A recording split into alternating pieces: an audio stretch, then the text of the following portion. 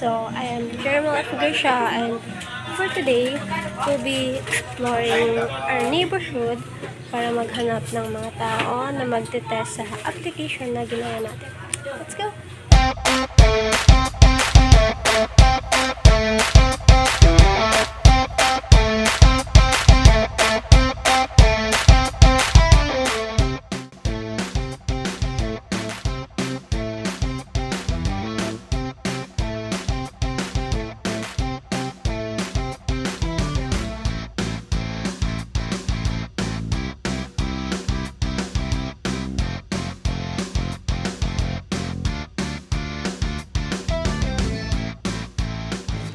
So, nandito po tayo ngayon kasama si...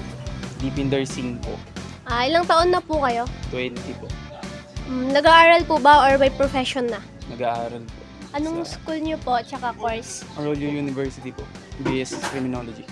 So, sa na-test niyo po na application kanina, ano po yung masasabi niyo sa overall appearance po ng application?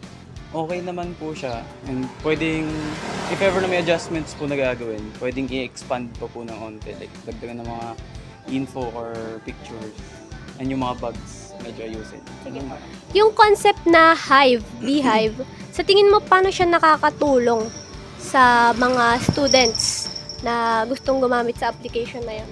For me kasi parang ano yan yung Hive kasi, diba, parang nag-share sila ng mga infos. So parang sa app na yan, parang nag-share lang kayo ng info, and if ever na hindi nyo alam, madami kayong magiging or makikitang examples within the app. Thank you so much.